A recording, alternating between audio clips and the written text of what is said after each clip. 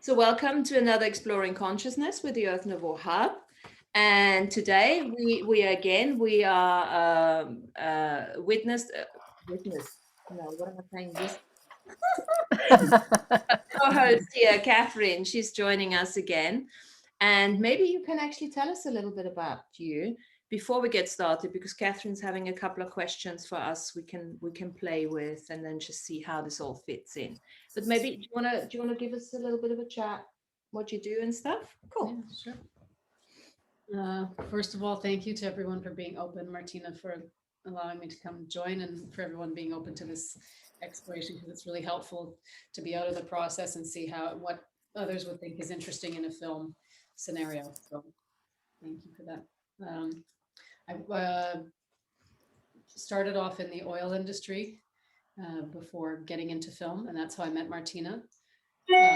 Paul, her husband, was my boss, and I started coming on weekends and just speaking with Martina, and she started showing to me a different world that I hadn't really been aware of, and I didn't have much faith. My mom had passed when I was 16, and after that I was just convinced that the world was against me, and there's no God, and there's no anything other than booze and pain, like escaping the pain. And then Martina slowly started, I think it was Bowen and NLP, and she was kind of like a little guinea pig, and she was trying these different things out on me. And I remember just not necessarily being able to take in anything she was saying, but feeling afterwards like I would pass out and then feel really healed afterwards, after she'd do the work on me. And I'd go home feeling like I'd been in heaven and just want to cling back onto that, but I'd go back to the booze, and then I was kind of like on a roller coaster.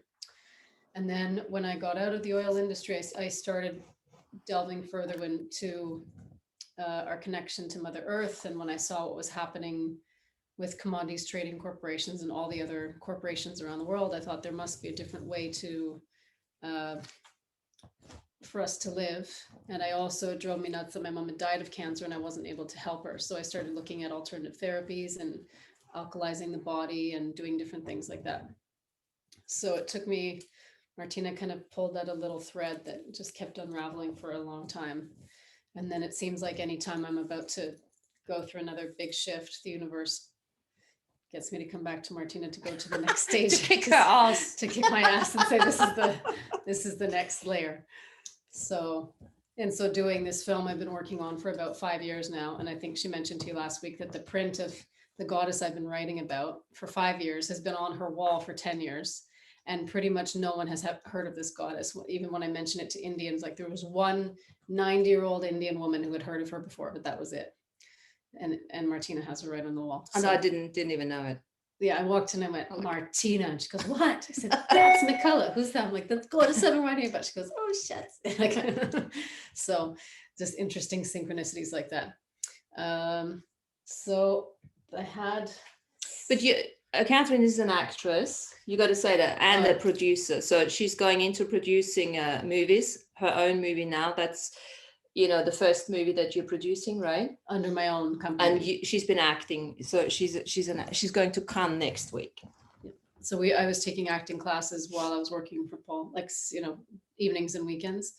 And then I ended up giving up the oil and going full-time into acting. And then I realized that the scripts that were given for women weren't necessarily the most interesting all the time. And if they were highly coveted. So I figured, why not write something that's important to me and can actually have some impact on the collective, rather than just getting everyone really hyped up and then not really having anything to do with it. Because that was the biggest grievance. I think I mentioned last week, you go to these sci-fi films or action hero films, and they get you really excited, and then there's no follow through, and all that energy just kind of falls flat. So I thought there's energy harvesting happening all over the place. There's so much energy right there that is falling through, and we can capture that and help people redirect it and change their lives. So that's the overarching goal of the film, is to take that energy that's lost and use it for yourself to help you manifest what you want to in your life.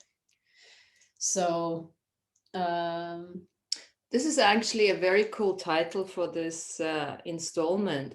We could call it positive harvesting, positive energy harvesting, yeah. right? Yeah. Yeah, good. Okay, so guys, have you guys, before we get started with Catherine's question, you got any questions for her or something you want to know, or anything else? I have one. I mean, I listened to last week's show, but I don't remember the name of the goddess you guys were talking about. Mekhala. Makela. Mekhala. And the original version is a Hindu goddess named Mani Mekalai, but it's a bit of a mouthful for anyone. So, So she's, in other words, she's a Hindu goddess.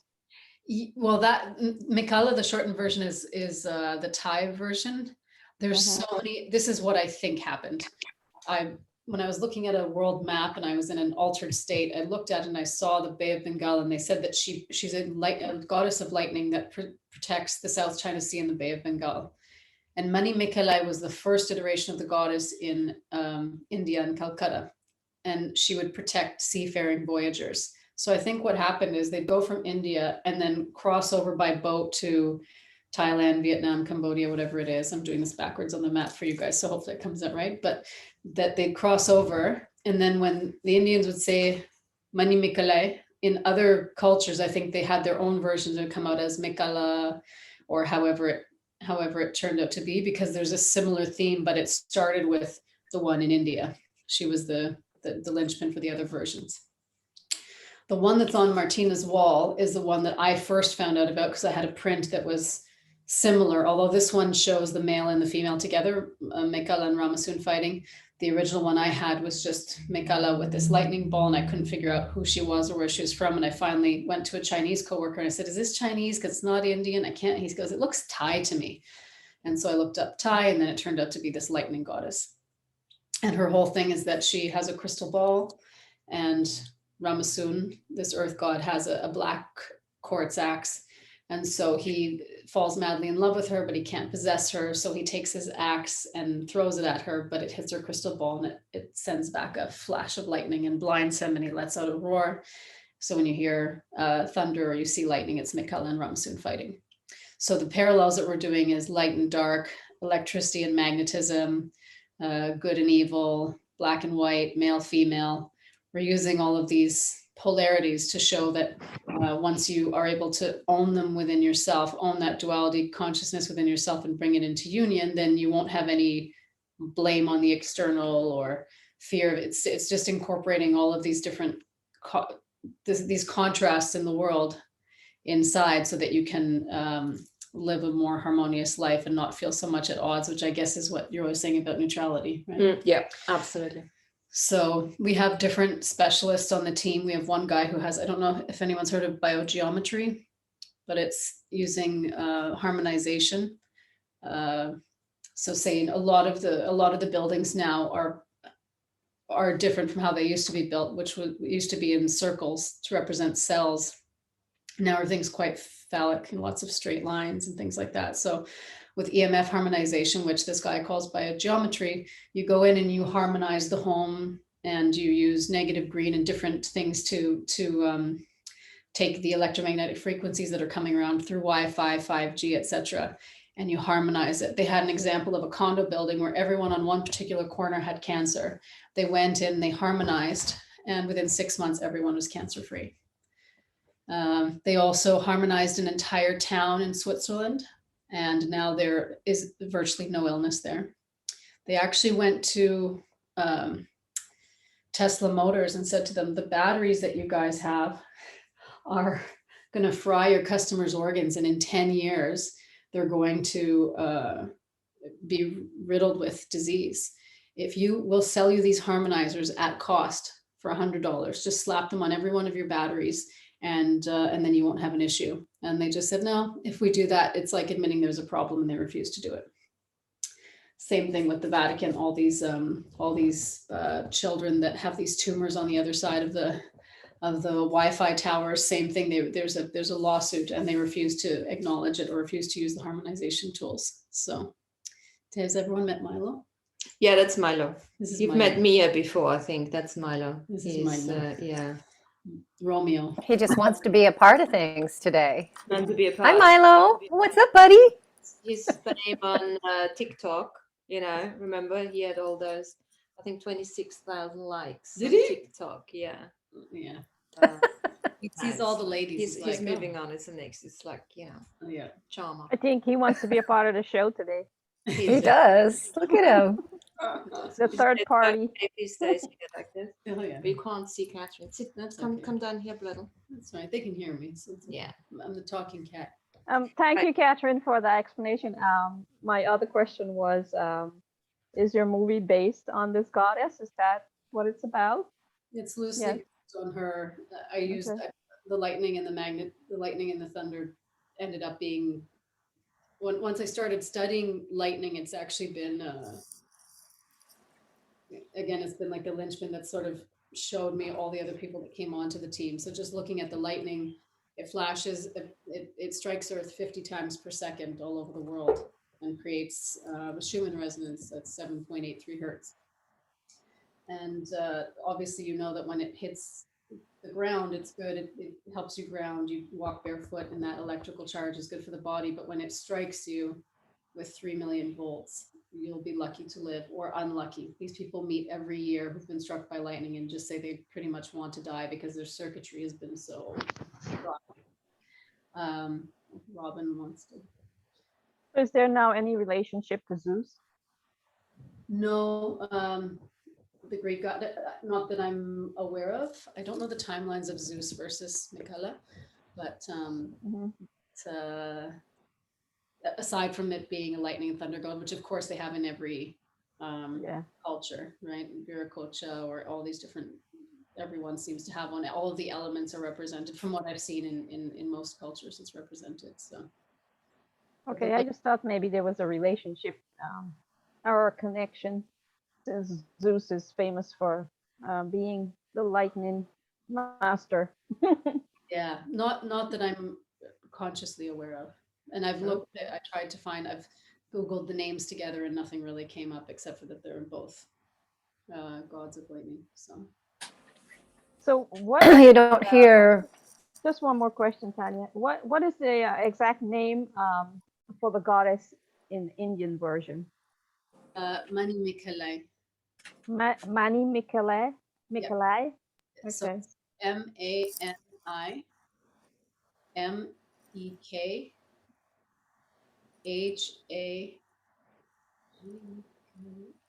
ManiMekLai. I can put it in the chat, actually. Okay. Thanks. You're welcome. And she was, it's interesting actually, the version of Mani Mikalai is a dancer with the golden bowl. And if you look at the relationships to her, the closest goddess that I found that relates to her is Aphrodite. I see. There are a lot of correlations between the two. And I was getting messages from Aphrodite about the goddess and sort of helping me direct things. So where was I going off on that tangent? Oh, because the original version of Mani Mikalai is showing a woman who decides to abstain from being with the man that she loves to achieve samsara, nirvana in this lifetime, because she looks at the previous lifetime and could see that every time they were together, he wants to possess her, own her, and she wants to be a child of God. And so he in this version is a king. In the version of Mani Mikalai, he's a king, a prince, and he wants to make her, she's a courtesan. And she wants to leave the life of a courtesan and become a monk. And her parents, her mother and her grandmother think this is atrocious. You know, you are supposed to entertain the court, you're supposed to dance and wear beautiful makeup and have beautiful perfumes and lure men, and that's what you're supposed to do. And she decides that this is not the life for her, and she wants to abstain so that she can achieve samsara. So there's a whole long story that goes along with it, but she's about the third incarnation of the goddess Lakshmi, if anyone's familiar with Hindu culture. Yeah. Yeah. So she's one of the, I mean, they're all a version of Durga, of course, but she's closer to the Lakshmi line. And yeah, so it's essentially showing that she has to come into balance with herself rather than seek the external with the male. And through that, that's how she achieves these wonderful things. A lot of people say it's a Buddhist propaganda, the Mani Mikalai. And So it depends on, how I read it, and I thought I could see that she would read certain things and it would be very pointed, the lessons, but everything is propaganda Everything's anyway. So you just choose, pick out whatever works for you. Yeah. Yeah. Tanya, you had a question. Well, I was just going to say that it's rare that we hear about female beings wielding lightning, right? So we have Odin, we have Zeus, but one of the Archangel Faith, is a lightning wielder, and she's the counterpart of Archangel Michael. So I just wanted to mention that. I knew she was a counterpart to Michael, but I didn't know she was the lightning goddess. Yeah, you can call on her to bring in her blue and white lightning into your body to zap away those little knots of stuckness. Wow, that's super cool. Thanks for that. I didn't know that. So yeah, re-empowering, re-empowering the feminine energy and bringing it back to that place of equality. I mean, I think that's what we're all, here for, I think, as women on the planet in some way, shape, or form. Yeah. To bring attention to that. It's funny because when I started writing it 5 years ago, they said, "Oh, female superhero, it's never going to work." I literally had the producing partner that I work with, the production company that I was working for. The producer, the owner, flat out said to me, "Women have never made money for films. They never will. And that's never going to change." And I was like, okay, good to know, good talk. And so then I knew I was in the wrong place. I was like, you can't soar with eagles if you're clicking around with turkeys. It's just, they're never going to see what you're trying to see. And as long as they see themselves here and you're down here. I've presented this to other people, their friends, that said, "I have an investor, a Greek guy, you should meet with him." And I showed him the presentation, and he said, "Wow, did you think of this all by yourself?" These kind of things. Did it for me, but this is the thing that you face, right? As a female producer who comes also as an actress. I was speaking with a producer today, and I said, "I'm going to Cannes. I was looking at, he suggested to get business cards, and I showed him the business cards, and he said, "You can't put your photo on there." And I said, "Well, I find it helps." "No, then they're going to know that you're a rookie producer and that you're a previous actor, and they're just going to write you off as a waste of time, a waste of space." And this is really how it is. And you hear, even when I started in the industry, when I was 26, which was 12 years ago, they said to me that I tried to speak with an entertainment lawyer in LA, and he said, you're way over the hill. Like, there's no point in you even trying. Like, it's already too late for you. And I was like, "Do you want the $5,000 or not?"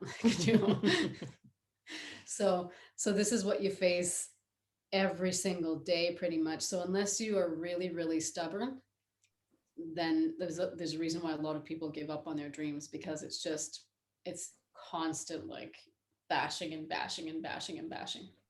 Thankfully, I've met a bunch of really incredible people who have already been doing this for much longer. And when I speak with certain people in the industry, they look at me like I have 3 heads. And then there are some that go, "You know what, we tried to do something like this a long time ago, but we were shot down. So we just gave up on the idea." So there are definitely people within the industry that are thinking a different way. There's one guy that's a head of a very, very, very big company, and I see him maybe once a year. And I said to him, "The earth is," I said to him before COVID, "the planet's changing. There's going to be a bridge. We're going into a different space. Like, these good guys are going to be seen for what they do, and we're going to be creating heaven on earth." And he said, "Oh, Catherine, wouldn't that be nice if it were true?" So Yeah. there's a lot of hope, but a lot of them have seen so many jaded, really horrible things that they're just, the spirit has been broken down so much. It's like, I don't know how many of you have seen The Joker, but he started off as a very sweet man and was very loving and tried to make kids laugh. And he just got picked on so much. And I felt it shows that when you crack at someone, when you take jabs at someone's aura so much, it shows the cracks that start to reveal when you break them to a point that they can't go back to the person that they were. which I found happened a lot with COVID. You ask people, okay, well, how many people have know someone who's died of COVID? And there was a few people that raised their hands, and they said, how many do you know who've died from suicide? I'm like, oh, double put up their hands. So I didn't realize at the time when we started, the idea of the app and everything was about 7 years ago. The film was 5 years ago. But I think there's no better time than the present for something like this to come out, because it's not about the goddess. It's not about, the feminine taking over. It's about the feminine within women and men being acknowledged and brought into union so that we can live in balance.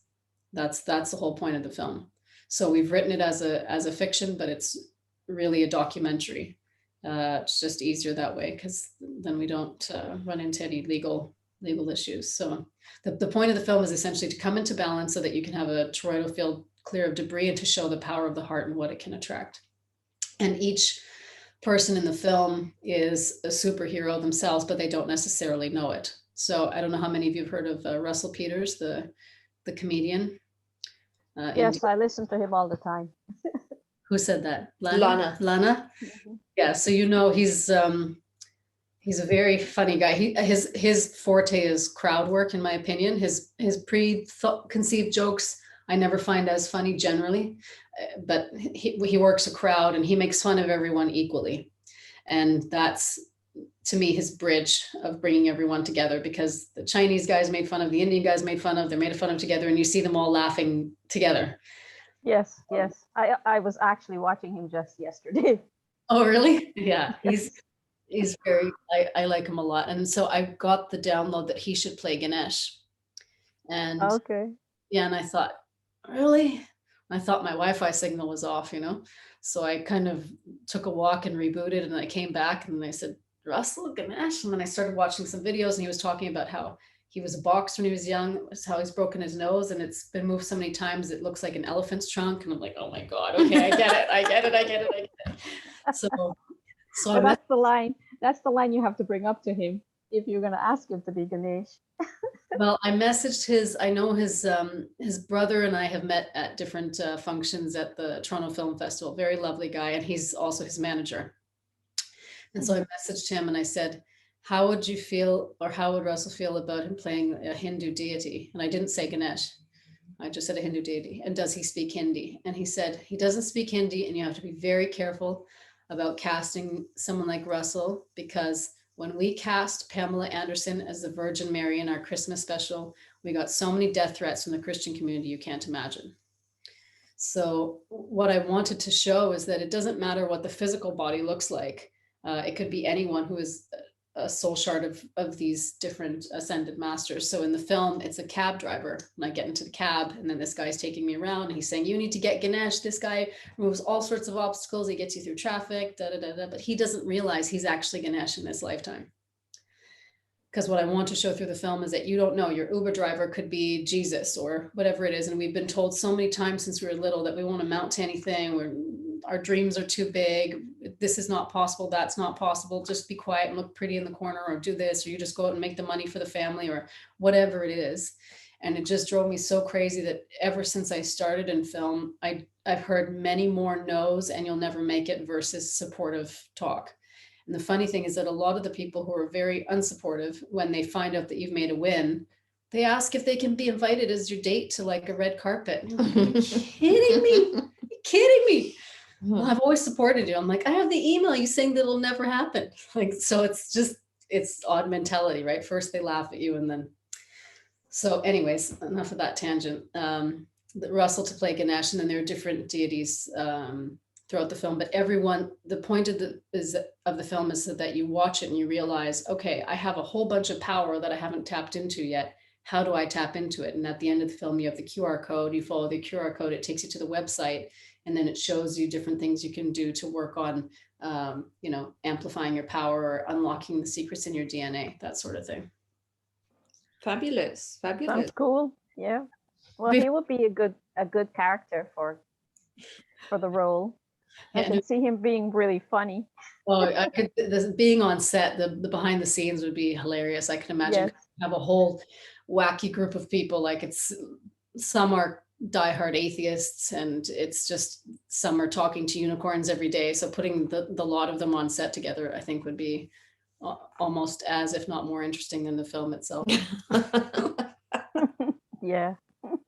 Because even our meditations each week, we get some like ones, talking about how can you get vaccinated? How could you not get vaccinated? Like, guys, okay, let's just focus on the, let's focus on the issue, right? And in the end, it's good because over the hour, we're forced to, either agree to disagree and just look at it as a family, right? You're going to argue, but you still love each other and you stay together because you don't really have a choice. So. Fantastic. Yeah. Robin, you were going to say something. Yeah, I first wanted to apologize late getting in. I thought today I could do it, and I got home a couple minutes and I couldn't find the password, and then my computer was dead. And anyway, so I was trying to find out what the subject was, because what you were speaking about was affecting weather and have lightning abilities, I think. And so I just wanted to kind of clarify for myself kind of what we're talking about, so I don't go off on a tangent. Okay. Well, no, we've got Catherine. Catherine is an actor and she's a producer and she's working on a new movie, and she's just giving a little bit, of background about this movie. It's all empowerment, not just female empowerment, but obviously working with the female aspect and integrating it, balancing out, with every single one of us. And then, it's almost like I look at it as soft disclosure. And we Right. initially, it's like how Catherine was saying, like, when you walk out of a movie and there's so much energy available that you could actually work with, when you feel really you have been triggered into positive stuff, and then there's nothing to follow up with, so that energy harvesting, we can actually harvest that kind of energy for a positive purpose and work with it. Yes, as I was watching the two of you speak, and as you're moving, your energy fields around you are quite interesting, especially what you're talking about. You both kind of are like glowing. And I learned in Florida when my youngest son was a baby, some interesting things about things that you can affect without knowing that you are affecting them. Storms, lightning, weather. And so, and it's kind of freaky when you realize that, was I just involved in this? And the other thing is that to me, this time frame really is, we can say that everything is an energy, or it's a vibration, or it's an essence, it's a force, but within each one of us, we're kind of like, a speck of what we really are. And within each one of us, we can't be without that male and female, because that's what makes the whole cycle. It starts with that negative, what we call now feminine energy. And then it continues on and becomes that male, that positive energy, then that brings it forth. And so, I think one of the things that society has done is taught us or convinced us, programmed us to believe that, we're one or the other. Or if we really don't feel like we're that, then we're kind of this outcast thing. And I think that the whole agenda is to kind of keep us all from understanding that that's a power within you, like Catherine was saying, and that, that ability to be able to receive inspiration and ideas and saying, oh, like your movie, whatever the movie premise is, I'm not sure. And then that masculine part of you, or that positive part of you, that actually brings it into this world. And then the fact that you're talking about tapping into the energy that's being created by other life force around you, whether it's plants, animals, humans, that is readily there available, I think is a real big point that a lot of us don't get or don't understand. And so it's this wonderful thing that somebody's hidden in our closet and we don't even know it exists. And so it's kind of a cool thing to step in on. And so I guess that's what I want to say for now. Thanks, Robin. It's funny because they say that the greatest trick is us trying to find the power outside of ourselves, right? Yes, yes, and that's the whole trick. The trick is that it is not as outside of ourselves. If I can describe us in my own take, that we're this huge sphere like the sun, and we've got all these points like the coal, the points on it, and that we're standing in one of those little teeny spots, and yet we're this whole magnificent being, and yet to be in the 3D world, we kind of force ourselves to forget that part of us exists, and we come to believe it as a truth. And then we get stuck here in this 3D thinking that this is what we are. And I'm going to tell you big time, for the last 3 months, that has been hitting me heavy, heavy, heavy, heavy, heavy. And so, and it's amazing because if you share or things, people don't come back and support you. They don't come back and help you. You're kind of left there to do it and discover. So this is an interesting subject today. Thanks. Thank you. Yeah. Well, the big thing, and this is why it is so beautiful to have her here, Catherine here, because we do always, obviously appreciate that we're moving out of polarization, we're moving out of duality, and we're moving into equanimity and balance, harmony, and neutrality.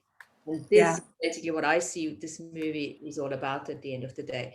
And it's an experience. And this is the other thing which I love about it, because we can talk until the cows come home. But when you actually sit in a movie theater and you have all these actors and you don't know exactly what's going on, but you can perceive it from a heart discerned level, then this is when it gets interesting to create an experience. And I think this is also how we are going to move now from all this, we no longer need all these gurus and all these teachers and everything, but we want to be led by leaders. We don't want to be led, but we want to be inspired by leaders, right? We want to be inspired by people that use their creativity as a contribution to create an experience, so that we can all go into this movie and probably every single one of us walks out and has a different experience, right? Yes.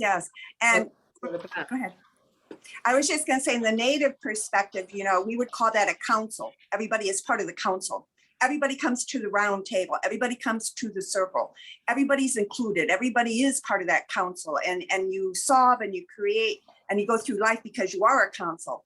And what you can bring, you share, and what they can bring, they share. And that's what makes it work so well.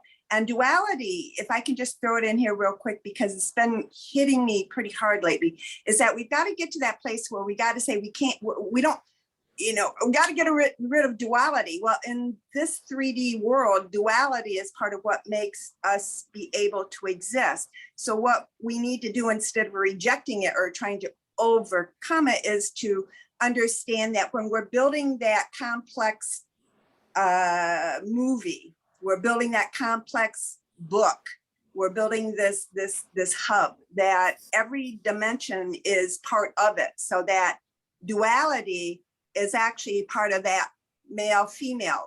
It's part of that whole. So instead of saying I have to get rid of duality, I come to an understanding that duality is part of what makes us be able to exist in this dimension. Yeah.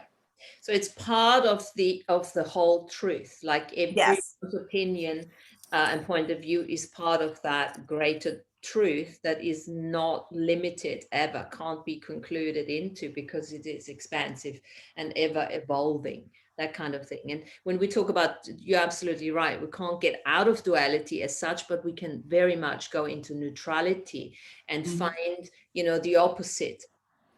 And then we can just look at everything as pure information, as a point of view.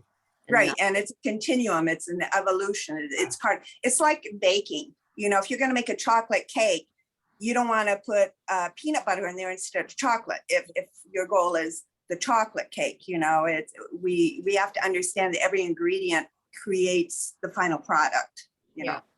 And one more thing before we go to questions here, it's like also what we're just saying is like, it's very important for us to acknowledge that and appreciate that, because we are in the process of integrating our light and shadow aspects. Right.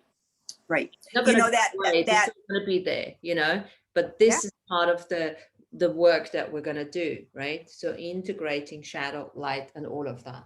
and the shadow, I don't, you know, is interesting because What? the shadow is part of what we come from.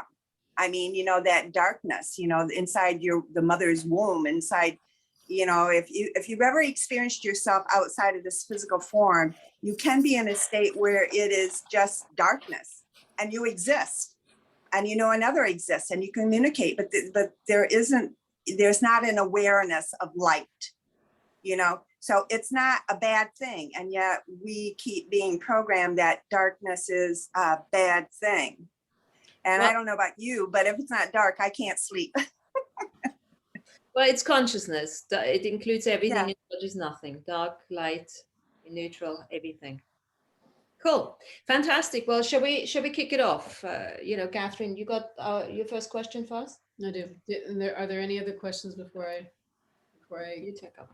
Well, I was wondering if you have a website for the film, if we can drop it in the chat. I don't as yet, but it will be soulheroine.com. But right now it's just redirecting to my IMDb page. But it's actually something that I want to ask about the website is included in the questions for all of you. Because as I said, at the end of the film, there's going to be the QR code. And so I was wondering if you were in a movie theater or you were watching the end of the film, how many of you would go and follow a QR code to a website? Would anyone do that? Sure, I would. If it was of interest, absolutely.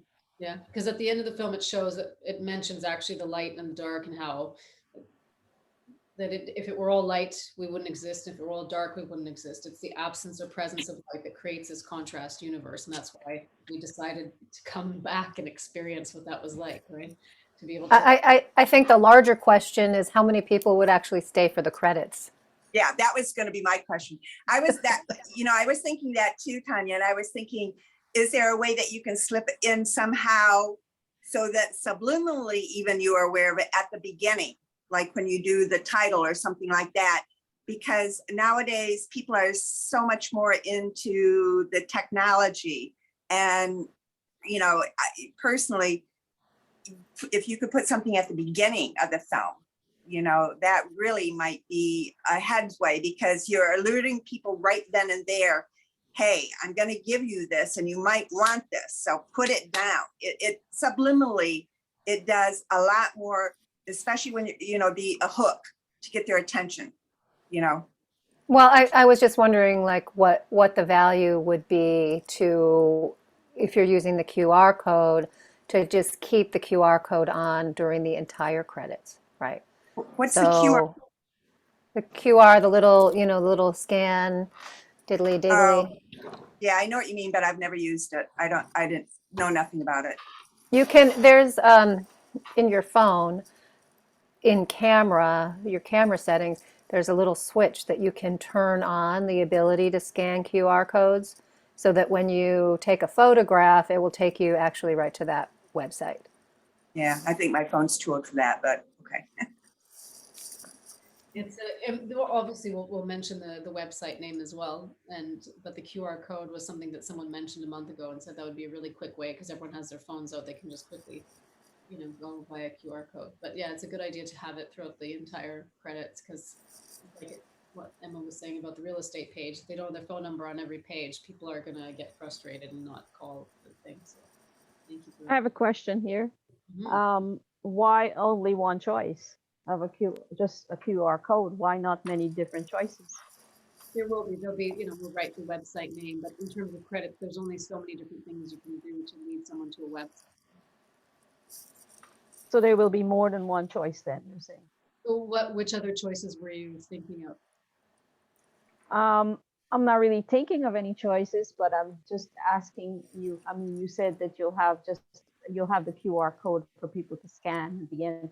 Now, Robin brought up a good example there. She doesn't know what a QR code is. She doesn't have a phone that might be able to use the QR code, and lots of older folks don't have the technical ability to use QR codes, things like that. So they there have to be other choices available for the different generations. Yeah, so it will say go to Soul Heroin, Yeah. www.soulheroin.com as well. That will be, typed out on the screen so you can see it in addition Okay, to the QR code. Yeah. so that answers the question then. Thank you. Thanks, Lana. Mhm. Thank you. What was that? Oh, so QR code. Okay, gotcha. I didn't know if there was some other way that you knew about that I didn't know about. That's why I was saying what was the other way. Yeah. No, I wasn't thinking of any other way right now, but you're saying the website and all that, that does help. I mean, Yeah, 'cause most people are essentially when familiar with websites. Yeah, once you go to the website, it'll say, do you want to help on the landing page? It'll say, do you want to help yourself, others, the planet? And depending on what you click on, it will show you all the options available. So it's connecting healers to, because there's so many people that would, a lot of the work that's done that we discuss very openly, and we wouldn't even think twice about when you mention it to someone who has never been introduced to it before. They go, Akashic records, like what? I don't even know what that means. What does that mean? Or reincarnation, or what are you talking about? And so this would directly connect someone and take them through a path of, okay, instead of spending that money on booze or alcohol or cocaine or whatever it is, here's something that will give you an equivalent for that same amount of money, but as a drug that is higher vibrational. So that's the philanthropic side of the film. Well, we can talk about this on a separate one actually, because that's quite a big thing as well. I'd be willing to jump to the credits on this one For that. Cool. Okay, well, let's go and see what question we've got. Okay. What message do you think is most important for the world to know right now? Good question. I mean, for me, I think, one of the things that I work with for myself and work with my clients on a daily basis is the power within, right? The power is within you, that you create your reality. Your choices are your lessons, right? So thinking of the story of your goddess, that energy around her being able to choose what she wants, right? She can see the bigger picture, and she can see the struggle that she's had with her male counterpart, and is choosing now to step away from that karma, right? And make her own decisions. I don't have to get involved in this. It's not for my greatest good anymore. Thank you. That's pretty much the whole message of the. Who is actually asking the question? Is this the goddess that's asking the question that you're putting forth? I was just curious In a sense. In a sense, yeah, because I'm writing about this goddess, but I'm adapting it for modern time for a woman who works in a commodities company. So it's essentially, it's just me wondering what would be the most, because I know for me what the most important thing would be, and that's pretty much exactly what Tanya's just said, is that all of these, the way that the system is set up now, all these, I call them cartels, the commodities cartels, the fashion cartels, all the set up in a certain way to so you don't really remember how powerful you really are, because if you did, there'd be an uprising overnight, and everything that is serving just the dollar would be exposed, and that's what's happening right now. So I'm interested just to see what people think is the most powerful thing. There's even our costume designer is Gary James McQueen, who's Alexander McQueen's nephew. And he has been, the reason no one's ever heard of him is because Nordstrom and Selfridges and all these big department stores have been told not to carry 2 McQueen lines because it's in direct competition with Alexander McQueen, House of McQueen, which is no longer run by Alexander because he killed himself over a decade ago. It's run by his previous assistant. And Gary, who was his nephew and worked for his uncle for 8 years and was the head of textiles, isn't allowed to be in the factory at these stores, which is just lunacy. It's just crazy. And so the group is a lot of misfits where we've been pushed down and said, you can't do these things. And we finally just been connected, and each year new people come on board, and we say, okay, we're not going to live like this anymore. We have to inspire, especially the younger kids who are being put on medication and being told that they shouldn't be doing these things. We want to show them that no, this thing that you've been told is an issue is actually a superpower, and this is how you leverage it. This is how you use it. Donna, yeah? Yeah, I kind of want to tie in what you first were speaking about in going to the movies and how there's kind of a letdown because now you're back in real life, and bring that back into what Robin was speaking about. Also, I've written a book, and this is kind of the strong message behind my book as well, is that, you know, and are manifesting and everything, but I kind of, sorry, excuse me, bring it into more of a term of like magic. It's that, like, I was upset after watching like Harry Potter and the Marvel movies, because I'm like, I've experienced these things. I mean, this is real, but most people, that the magic and the reality of who we are, you know, being fragments of source creator, that has been taken away from people so that we can be controlled. You know, so most people don't know that they can control the weather. Most people don't know that you can use that same concept and work on cancer cells in the same way, because it's all energy. And it's been taken away from us. I mean, you could sit there and read many holy scripts, and they all speak about and want us to embrace our magical gifts, you know, and it's been taken away. So I think leaving your movie, or in reading my book, the takeaway is that, wait a minute, I can step outside of this theater and I can actually experiment and try. I think people will become fledglings, little birds out there spreading their wings. And then each little spark, each little person that actually can do something, like with the weather, for example, again, they become self-empowered. And that's exactly what the powers that be don't want us to be self-empowered, because then we're not controllable. And what would happen if the masses were in control again, which is how it should be. We should be in that seat of power, because that is divinely who we are. So I embrace your movie and everything. And I think that's the takeaway of that. When they leave your movie, people will be empowered and inspired, because they'll actually have the hope that they do have some control in their life. And we are not these slaves to the winds of what we're supposed to be and controlled and all that kind of stuff. So it literally is the topic of the story of what's going on this planet, because the overstory of this planet is we have all these little slaves, and then the powers that be trying to control the little slaves. And if we knew that we had power, we'd break out, we'd quit being Dobby, Master gave me a sock. So it's kind of like you're giving them little socks to empower and go out and be their own people and stuff like that. So more power to you. I'm looking forward to it. I wish you the best. Yay. Oh, and so, hey, really, while I got you here, I know you were talking about EMFs and everything, because I try to do that around my house too. And sometimes I don't trust, what works, what doesn't work. And I don't mean to derail this conversation, but do you have the name of the company or whatever that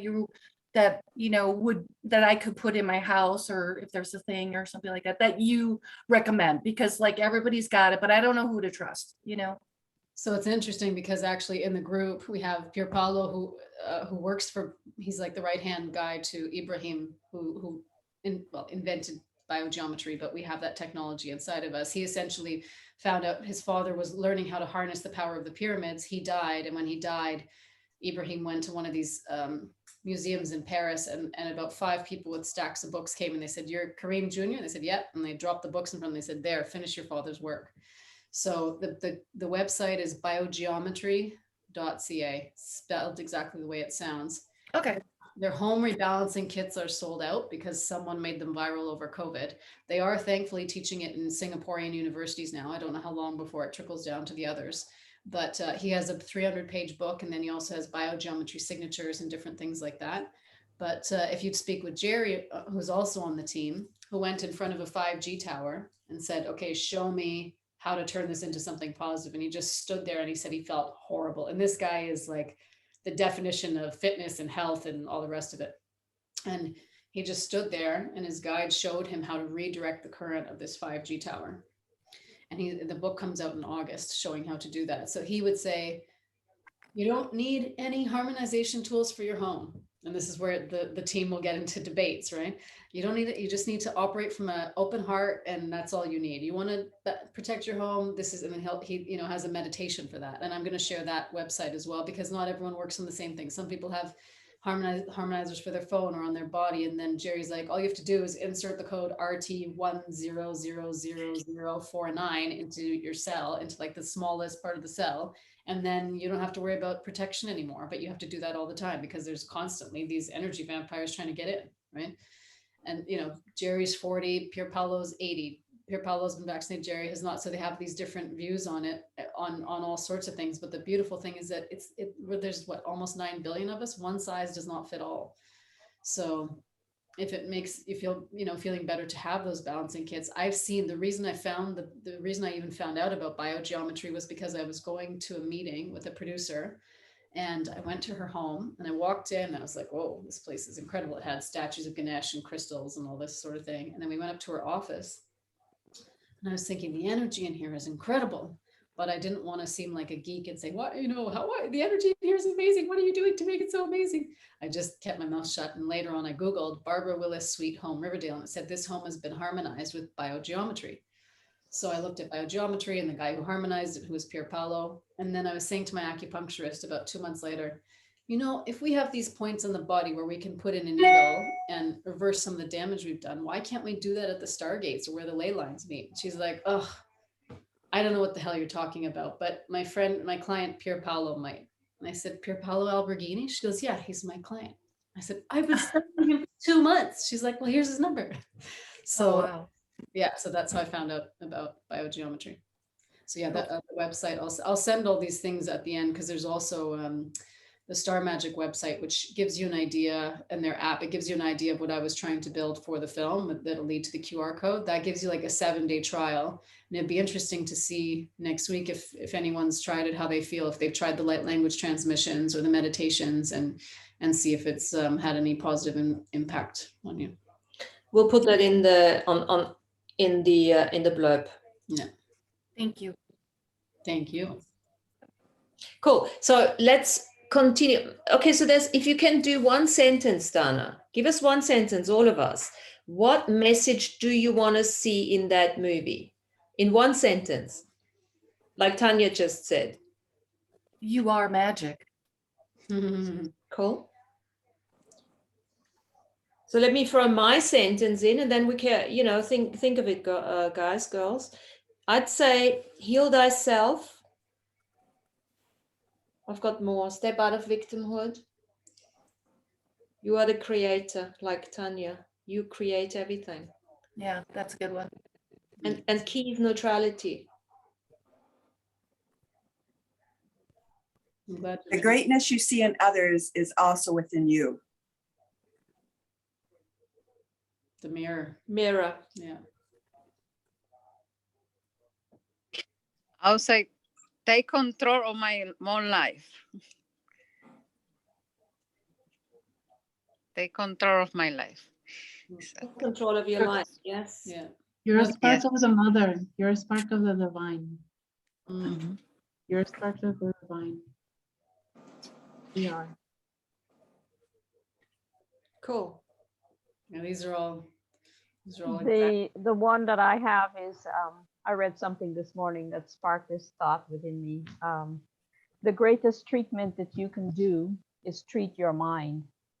When I say treat your mind, I mean treat your own consciousness.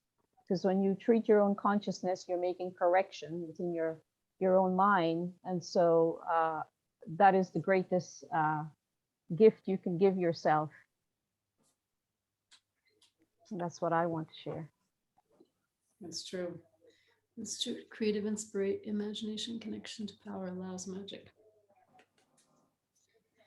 And further to what you were saying, Lana, that oh no, I just got zapped. Well, that'll come back. It'll come back.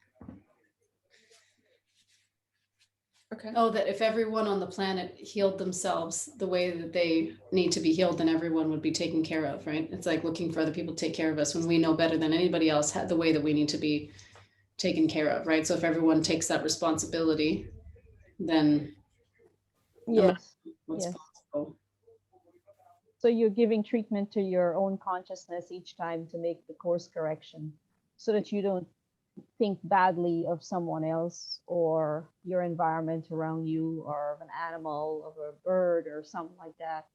You're always making the correction within your own self so that what you see outside of you is the harmonizing of the whole world, and that expands out into the universe. Yeah, the ripple effect of time and space. I think it was Gandhi, not that I'm, 100% on board with everything he did, obviously, but that in the end, it's completely unimportant or inconsequential what you do, but it's in your life, but it's very important that you do it. Yeah. So It's where it's showing you that you start with yourself. Don't be bothered about the next person because they have the same responsibility to themselves as well. So if each person take on their own responsibility subjectively to heal your own self, your own conscious thinking on a moment-to-moment basis, which of course can get impossible at times, but you at least have to try. And when you keep trying, you get better at it. yeah, and you have to have the vision for what you want, because otherwise people will give you the vision and then that's what happened to me for so long. I'd say, well, what do you think about this? And they say, well, no, it should be like this. And I go, okay. And then I derail myself for 6 months only to come back and see my notes and go, oh, I should have just done this. I already had that idea, but why did I go off it? Oh, because I listened to what this person said, because they had more experience and I wasn't trusting my inner knowing. And Yeah. ends up, I won't say wasting time, but you do end up getting a little off the track. And we've been trained to be very good at derailing other people, haven't we? And it ends up being an experience of, well, you don't, if you want to do this acting thing or you want to do this producing thing, like the idea that you have is too big. You have to think much smaller, or it's going to be really, you have no idea how hard this is going to be. Like, what is the point of doing something?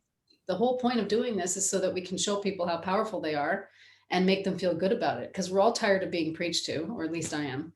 And Yeah. by my own self as well. So I wanted to create something that was funny and entertaining, because I have a 12-year-old brother. He's done a pass of the script and he managed to, you know what they're like, kids will just walk away if it's not interesting. So I saw which parts he was getting fidgety and then he fixed them. So I have him, and then my dad, who's 69, going through it and saying, like, this spiritual, like this, what do you mean that your soul decides whether you stay or not? The only soul you have is on the bottom of your foot, so we have this is what, so I was like, yeah. But he's right. It's not the soul that decides. I'm with your dad on this one. It's you. And so he was saying, you are your own God. I said, so who's the God you pray to? He goes, myself. I pray to myself. I make it happen. He goes, all these external gods doesn't mean anything. He said, you're writing about a goddess of lightning. Tell her to pay the electricity bill then. I like him. So I said, he laugh all day long. So half of the lines that everyone likes from the films were just my dad bitching about how nuts I am. I mean, you're talking to mom in the astral realm or wherever you are. Like, don't talk about this stuff. Like, forget about it. But then once he has a couple drinks, he's like, oh, I allow the jinns. Jinns are spirits in Muslim culture. He's like, they're all allowed in here. I'm like, I know, it's a friggin' free for all. Like, I can't, there's this there, that person there. He goes, you talking about non-judgment. You're going to judge this one because he said, you just allow them all to stay. They can stay. There's no problem. All of them can stay here free of rent. I'm paying the rent. If they want to stay, they can stay. So he's the perfect example, because he's like, yeah, big people talking about love and light again. Tell the goddess to pay the electricity bill then, right? So he's like, this is no one's on Earth. Everyone wants to fly off to Mars or go off to here and yada yada yada. You're gonna have time to do that when you're dead, which will come sooner than you think. So just enjoy while you're here. So there's all of these archetypes in the film to represent a force perspective that is, with it or not with it, because all of it has value, right? All of these viewpoints are. Yeah, fabulous. Yeah. Well, maybe you shouldn't get Russell Peters and your dad in the same room together. You probably wouldn't get the film finished. Well, they've actually met each other. My dad, and he said to him, I don't know what he did, but apparently he made Russell laugh a lot. And then when I told him I was meeting his brother, he goes, tell him that Omar says that I'm funnier than his brother. I'm like, I'm not going to do that. And then I got there and I said to Clayton, by the way, my dad just wants to say that I said, he told me to say this, but I'm just the messenger. Don't shoot the messenger. He wanted to say that he's funnier than your brother. He goes, I'm funnier than my brother too. Everybody knows it. So it's just like, I wonder how many times Russell a day has to hear that someone is funnier than him, Mhm. Fabulous. Second question. Second question. Okay. He is so bored of this. He said, guys, you still haven't learned anything. You're just talking. We all know that. No, he doesn't. The unentangled observer is taking a nap. Yes. He's taking it for all of us. Okay, next question. What was your favorite moment in a film? In any given film that you can think of? First thing that comes to mind. When Harry Potter got his wand for the Ooh, first time. and why? Because he connected to his magic. You could see his hair stand on end and all of the, I just saw the Harry Potter play the other night, the Harry Potter and the Cursed Child, which was really entertaining and the special effects were really cool. But that special effect of all of the light coming out behind him and his hair standing on end and his eyes getting huge as saucers, right? I love that. Yeah. When Doctor Strange first creates his portal, right, with his sling ring, right, that alchemical circle that he could walk through, right, and then needs to know more. I need to know more. Yeah. So it's the aha moment. It's everybody finding and discovering their aha moment of the magic that it exists and that they can do it.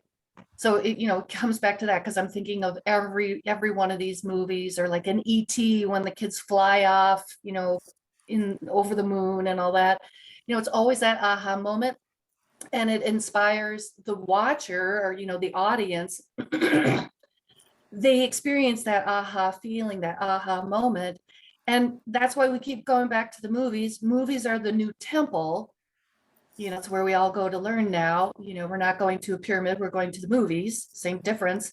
And we want to know that can happen for us. So it goes back to, we don't think that can happen for us. I completely believe it can happen to us, because I've had many of these same experiences.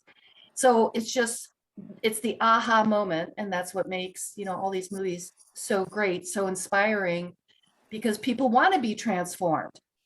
They're ready and ripe to be transformed. And the world has shifted enough where we're embracing these ideologies, or these thoughts that it could be possible. That's why people love Harry Potter. Oh my God, is magic actually in the world? And I just use magic for lack of a better term, but it's like, that's why people love Harry Potter. They want that magic.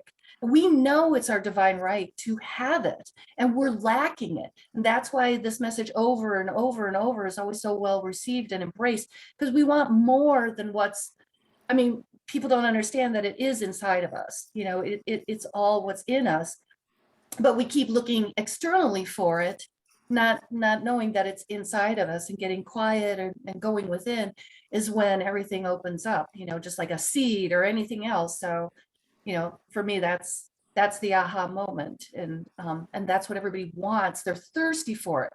So I think, your movie is a gentle way to, a little seed planted to get people started on that. And like I said before, once people experience little baby steps, little practices and stuff like that, it's just going to snowball, because it's like, oh my God, I did that. What else can I do? And then they talk to somebody about it, and then that's how word of mouth spreads, and then we all break out of jail. Yay. Hey, jailbreak. Well, they said in the deck that, you know, you have to put a call to action for each, you know, what's your call to action? I had one of these guys who advises all these Harvard graduates, where's your call to action in the deck? And so I said, what? I don't understand what that means. What's a call to action? It's like something that you, at the end of the film, you lead them to do something, to lobby the governments or to lobby whatever. And so I thought about it, and I went there for days like, oh God, what is the call to action? I spoke with one of the partners, and he goes, the call to action is within. What are we going to do? Yep. Go to every single audience member and say, your call to action is you have to go and speak with the recycling committee in your local area. You need to go and speak with the, like, what? It's ridiculous. Heal thyself. That person knows Yep. better than anybody else what their call to action is. All we're doing, the film is just an activation. The same Yep. way Yep. kids will watch The Simpsons and be entertained because Bart's farting. The grandparent will be entertained because they're getting discount bus fares for war widows. And that's the layers of the film, is that there's, you know, the basic, and then anyone else can enjoy it as well. So In the movie Pay It Forward, I used it when I was teaching middle school kids. A young boy goes into the classroom, and Kevin Costner is the teacher, and he challenges them on the very first day to have an effect on someone else's life. And so that was his call, you know, to them. You know, he left it in their own hands, but he was giving them a challenge. What can you do that can have effect on someone else? And the whole premise of this boys in the movies idea was to do acts of kindness for someone else. And the only thing, you know, because humans have a sense of being indebted if there's not an exchange. And so his idea was, instead of chaining them to be indebted to you for doing something kind for them, that they then were to pay it forward by doing kind deeds for someone else. And so that was the call to action that he himself came up to and went back to the classroom and gave to this teacher. And as a result, within a very short time, the number of people that he had affected were like thousands of people. And so it's, you know, don't discount what this can do. Perhaps framing it in a different way, in different words, you know, awakening them to their clarion call, to their own calling, you know. But the thing I wanted to say about the movie was another movie, and it was based on a book. I didn't read the book, but the movie was called The Sphere. And the sphere was about this sphere that they found in the ocean. And they went down there, and they found that they could, when they came up to the sphere, that they could pass their hands through the membrane of it. And what happened was that it created fear. You know, if instead of having an interest, you know, taking it on any positive road, it was being portrayed as a negative thing. And the more fear that someone had, that particular fear would start to manifest. For example, me in housing and not working the last 4 months, you know, no income, and I have to move, and, you know, it's this, and I don't know where. And so, you know, it's that fear. And I've been caught in my own little rabbit hole, you know, so we won't go there. But by the end of the movie, what happened was they got together, and as a crew, again, they got together and they kind of joined hands in a big circle, and they all kind of agreed that they would forget what had happened there. But what they didn't realize is that they had that equally same great power to create on the other side as a benefit or as a positive. But because fear stops us, fear disconnects us, fear kind of traps us, keeps us on that treadmill, and we can't actually put our feet on the ground. And what happened was they basically all agreed to forget that they had this power, because they could only perceive it as something that was negative. They could not see the positiveness of it. And I went away just fully so blown out and excited and like, wow. And nobody else that I talked to or saw had any inkling of what I came up with, which was, I found kind of astounding. But it, I think it's when you go to that movie and it brings out a point within you, that you may have forgotten, and inspires that, kind of waters that seed and allows it to sprout and to grow to, it's kind of a catalyst to me, regardless of what happens. It's a catalyst. It reminds me of have you heard of the DeMartini method? Sorry? Have you heard of the DeMartini method? DeMartini. I'm not sure. Share a little bit. It's what they do is what the therapist, anyone who's working in the DeMartini method, what they'll do is they'll say, okay, what's the issue that you're dealing with the most? For me, it was this guy that I was in love with and I couldn't get over him. And he said, okay, pick the worst thing that happened, the first thing that comes to mind of when you were with him and the worst thing that happened. And he goes, okay, now in that moment, think of all the attributes of him that you hate or that really pissed you off or whatever else. He goes, okay, now think about all the things that are really great about him. And then he said, in that moment, when that horrible thing happened, what he did, who was there for you energetically? And then all these people came to mind. You came as well. All these people came to mind. And then he said, what was the positive thing that you learned from that horrible experience?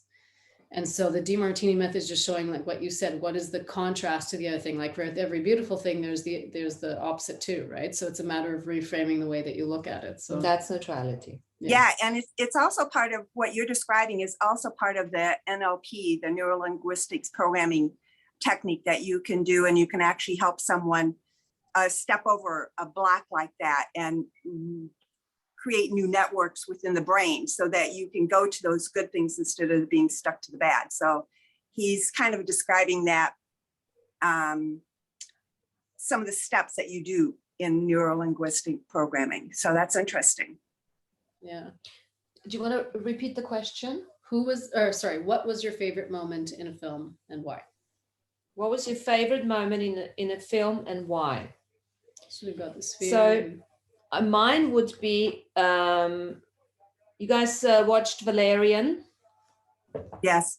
Valerian, that scene where they have the galactic commerce market and they have to go through a,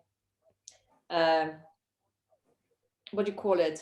Through a machine to go through and to, into the other. And they also have to have the glasses too, Martina.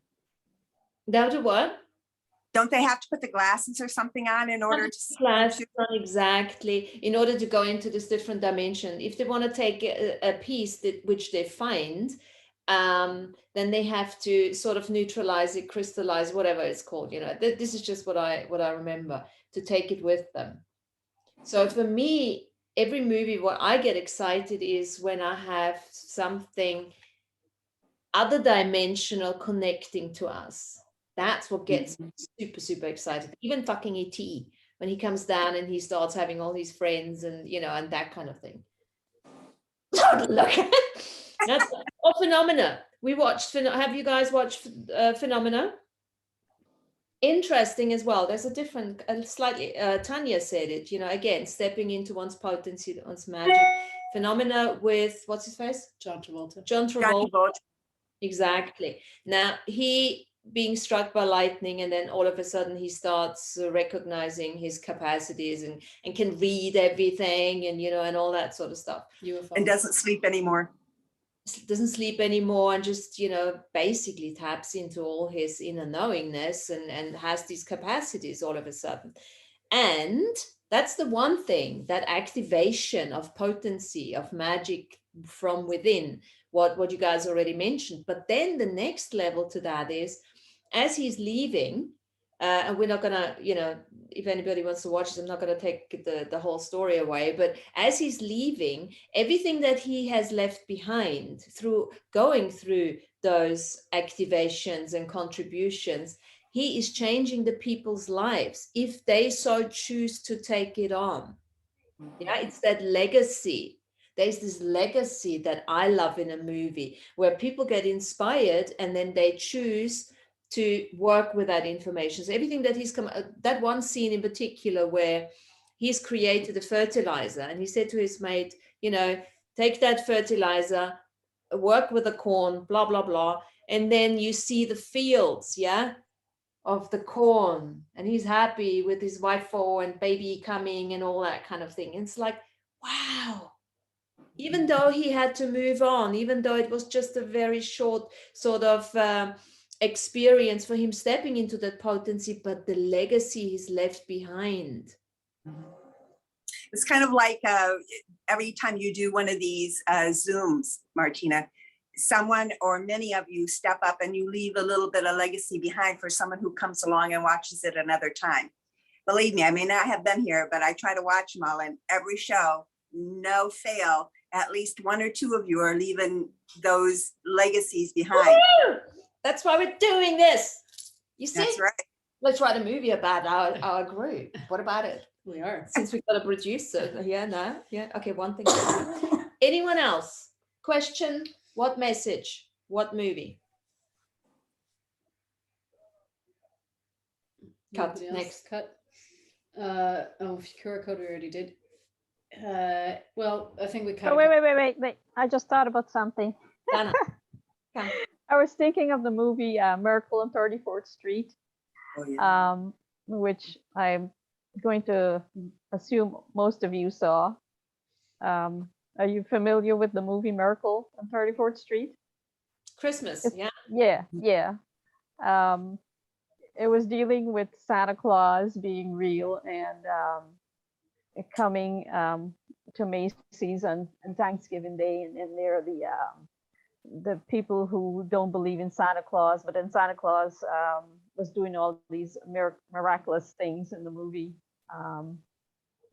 And even though Santa Claus may not be real per se, a lot of people still had the faith and believe in Santa Claus, and they started to send all these mail to Santa Claus, writing their mail to Santa Claus, and then it ended up that Santa Claus had to go to court to prove that he was Santa Claus. And then how are you going to prove that they're Santa Claus? But the United States Post Office had all this mail accumulated for Santa Claus. So one of the evidence that they brought in was bring all the mail to the courthouse and dumped it into the courthouse and say, here's your proof, you know. So that was one of my favorite moments in the movie, when they brought all that mail and dumped it in the post office. So here's your proof. What else do you want? I love it. It's such a cool message, actually, because it leads us back to 3D living. It's using the magic, using your multidimensionality, using your imagination and everything, and start integrating it back into 3D, because that is really what's happening in this awakening process here. We're not going anywhere, right? We're keeping our bodies, we're staying put, we still eat, we still sleep, you know, but we're just going to feel so much better, so much more magical. And that, I think, is a very important point, you know, to bring into this, that all this magical exploration into multidimensionality brings us back to earth. Isn't that a big message? Yeah, it's grounding us back to the spot, you know. Here, you have to have faith and you have to have the belief to go along with the miracles that will take place in your life.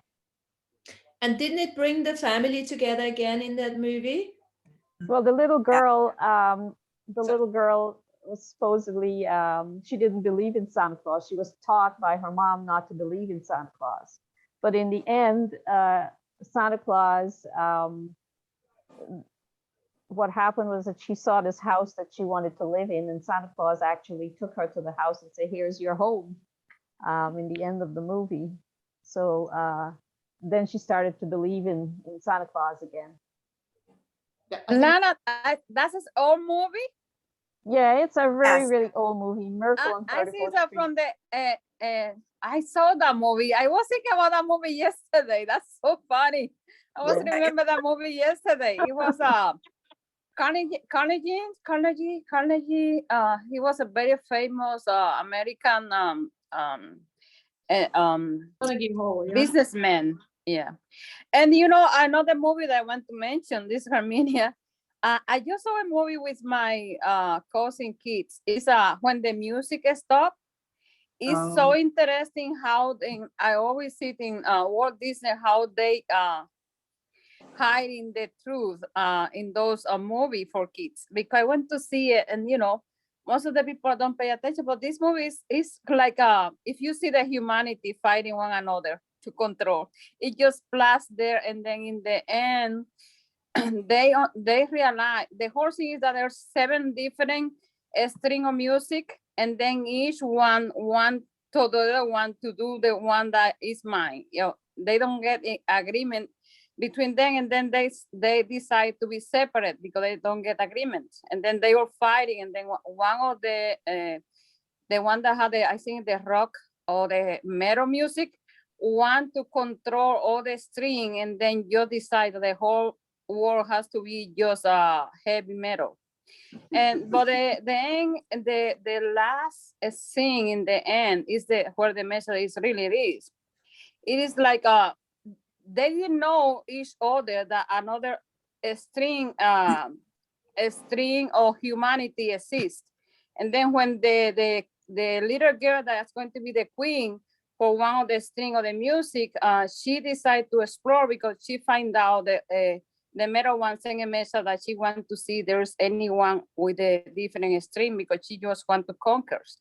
And the whole drama is that when the girl that conquered all the different strings to make just her own, the little girl has the power, but she tried to stop the metal music to control the world.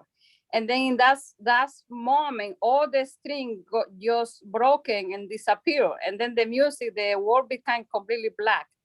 The music stopped. And then there's one guy that he was doing the funny part, and he started like feeling his heart, like doing the bumping, like boom, the pumping of the heart. And then he started tapping on his heart, and his heart keeps rising up. And then the one that was next to him started doing the same thing, and then everybody started doing the same thing with the heart. And then get the illumination, a light, sparking light. And then everybody was doing the same thing instead of fighting. It's amazing. It's oh my God, how these people hide this truth. It was the cheaper movie in that theater when I went, $5. Fantastic. And it's the more truthful movie I have seen it. I said, wow, this is amazing. It was, and I told the kids, they were very happy about it, but they don't have the knowledge. I told them, the power is in your heart. That's like that movie said. It's amazing. There was just like maybe 10 kids and a father. I saw that was with 2 kids. One of those parents that they had to go because the kids want to go. But for me, it was fascinating how to see that movie. I was seeing the humanity in that movie. Really, really. And it's the movie that maybe the cheaper one in Walt Disney. It's amazing. What's it called? When the music stopped. When the music stopped. It's amazing. Yeah. Oh. You can see the fighting between the different. In the beginning, they didn't know that anybody know that somebody is another humanity. And then when somebody find out that the girl want to conquer the whole other 5 string of music because they want to be just my music is the one that is good. The same thing of the humanity, the same thing. And the funny, it's so fascinating. It's amazing. If you see it, you every scene that you see the humanity portrayed there. You're talking about Trolls, the Trolls movie, World Tour? Yes, exactly. Exactly. Yeah, I forgot about the other title. Yeah, it's called Trolls World Tour. It's one of the Trolls animated movies. Yeah, great. I loved it. I saw it. There's yeah. That movie, from far as I understand, kind of going off on a tangent a little bit, is like from the Jim Morrison era.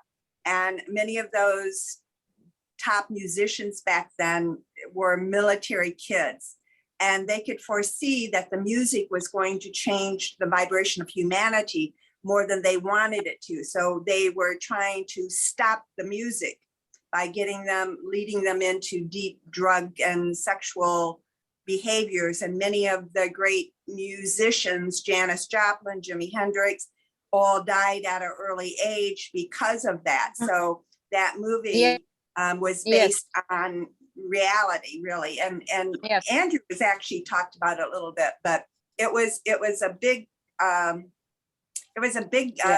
display to stop the music so it wouldn't ignite us. Yes, right. It doesn't happen with Lennon. That's why, because Lennon had the capacity to raise the vibration. Lennon's and that's why he was killed. He was taken out of the play. That definitely, because he had the power to raise the vibration. So, see, It's amazing.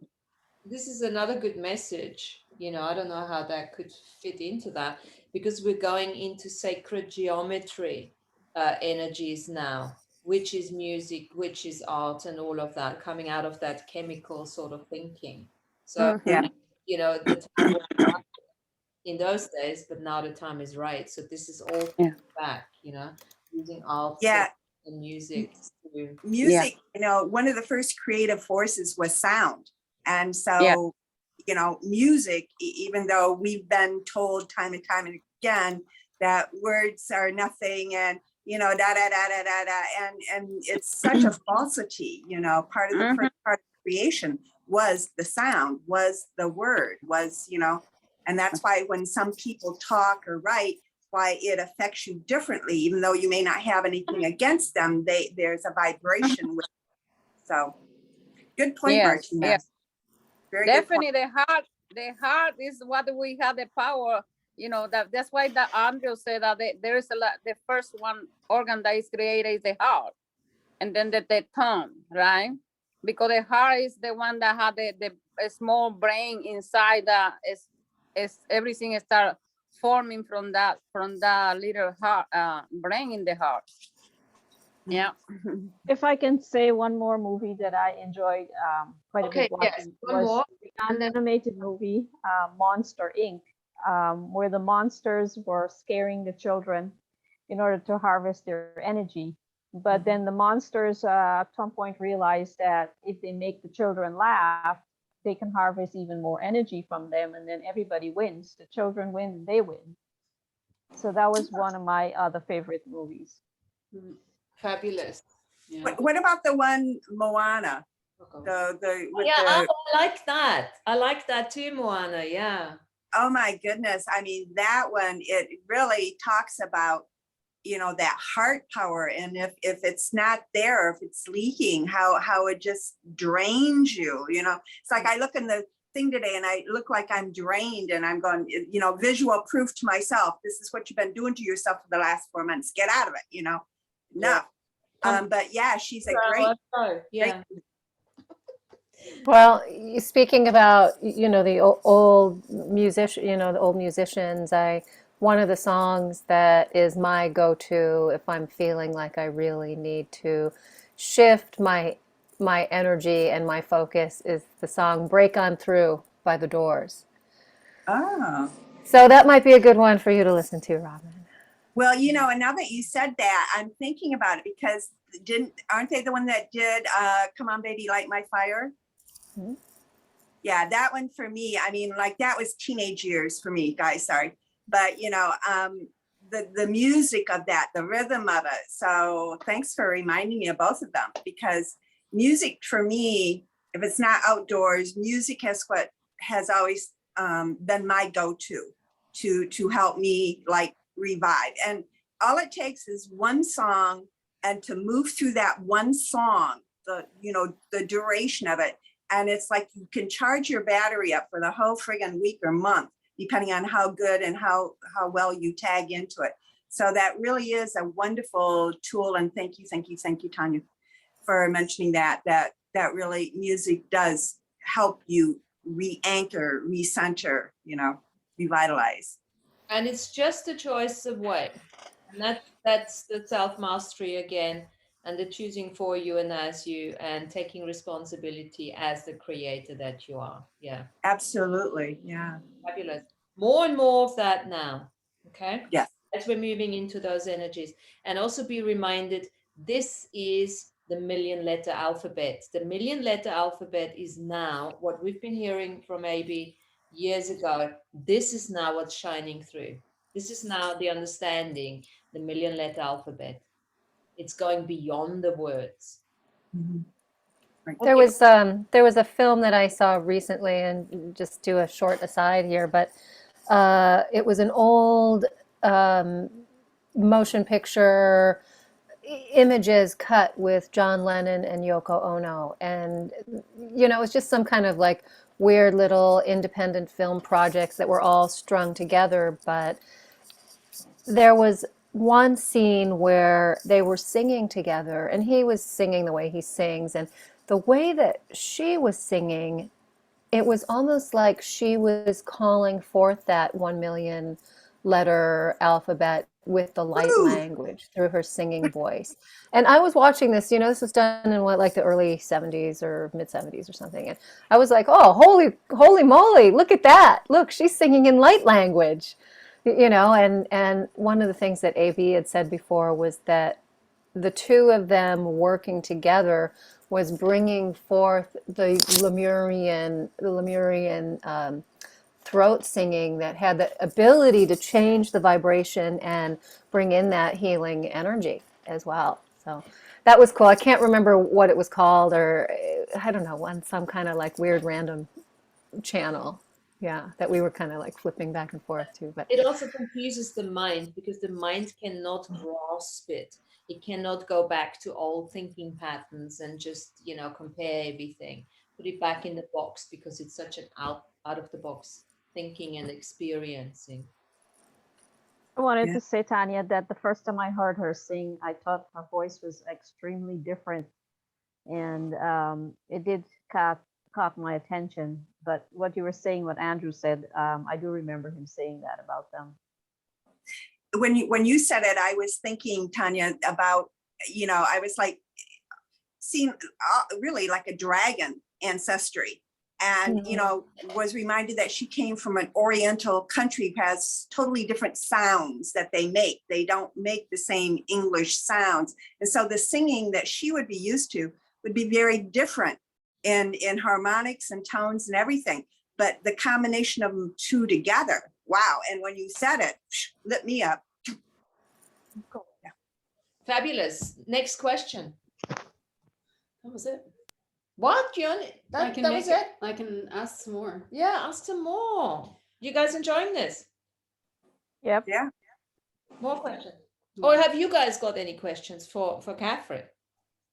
Let's I'll offer a movie, since I didn't speak up before, but it's not my favorite movie. I don't really even like it that much, but Kill Bill, that like complete undying spirit, like nothing is actually going to kill her. I love that, because it really annoys me when people say that they're broken or that somebody broke them, and I just think that's ridiculous. Pick yourself back up and get back on with it. Nobody can break you. So I love that spirit that she has, that she's never going to die. I love that scene in the very first movie, in the first Kill Bill 1, where she's in the garage and she ends up like pulling herself into the back seat of a truck. Mm-hmm. And she's paralyzed. She's been in a coma for years and years and years. And she keeps saying to herself, wiggle your big toe, wiggle your big toe, wiggle your, and finally the toe goes, boop. And now she says, now let's get these other piggies wiggling. I love that. Power, mind over matter. Mm-hmm. Fabulous. Was there anyone else who had a film that did everybody speak about? I think so, yeah. Yeah. Well, actually, my favorite film or favorite part of a film has everyone seen Pan's Labyrinth by Guillermo del Toro? What is it? Pan's Labyrinth. No, I haven't. Labyrinto del Fauna. It was the ending of the film when the little girl saves her brother. When I watched the film, I hadn't cried, and I hadn't cried in a while, and it was while I was here in London the first time when I met Martina, and I watched it, and I The ending had me crying so hard that the next morning I had one of those, those crying hangovers. Your eyes are puffy and you're dehydrated and you've cried so much you feel like you've been drunk all night long. And I thought, if that's what, one little scene of a film that little girl could have that effect on me, then I'm going to actually try getting into acting. Because if I can affect someone that way and just change someone's life that way, then it's worthwhile, right? So. Oh, you're going to cry like a baby when you see it, Martina. I want to have a cry hangover as well. Yeah, and it's incredible if you see the behind the scenes of how Guillermo made the film. It's incredible. Like if you haven't seen that film, it's an adult kids movie. If that makes sense. There was a movie I saw in I don't know, it must have been about 2014 maybe. It was downtown in a town I'd grown up in. I was back in the town, and it's I think it was Messages from Heaven, but I'm not really sure. And I hadn't been doing anything, so I thought, oh, Robin, take yourself to the movie. So I went to the movie, and I was so disappointed at the beginning because it seemed like it was such a sad movie. The little girl in a family was sick, and the mother was trying desperately to take her to specialists to try to help her. And anyway, they had a tree, and she ended up in the tree, and butterflies were there. But the point was that she made a miraculous recovery. And it was like a dichotomy almost, because it was like two totally different emotions that I experienced. And at first I was like, oh, why did I choose this one to go to, and why did I choose this now? But it had such an amazing ending on it that it was just, it didn't matter what was going on. What was the name? So I think it was called Messages from Heaven. I think it was, and I think it was about 2014, 2015, somewhere in there. It was 14, 15, maybe the beginning of 16. Those were some really, really shocking, changing years. So yeah, they stick out. Fabulous. We've got Marissa was saying another kid movie, Coco, when he's playing music, a deep soul calling, despite previous well-meaning attempts to keep him from music aligned with purpose. Yeah. Well, I don't think we should discount the animated Disney movie Frozen either, when Elsa finally unleashes her power. I mean, that's one of the most, I think, powerful moments in any movie I've seen in a long time. Yeah. Never seen it. Yeah, it's very inspiring. I love all of those animated movies. Mm-hmm. And they're really, these animated movies, even though as adults we discount them sometimes, I think that they are, teaching the kids to own their power. Absolutely. And there's a big... And you know what I remember, Martina, that Andrew mentioned, that is self-disclosures. Because when we say, why didn't tell me? They say, well, we show it to you. And we show in the movie, music, in everywhere. That's why we are just so blind that we don't see it. That's the excuse they're going to have when we reclaim our power. Why you did that to me? But we were showing it to you. And they're going to clean their hands. We show it to you. It's funny. Because all those movies from Walt Disney, they had a message there. It's really interesting. But because it's for kids, most of the people don't pay attention.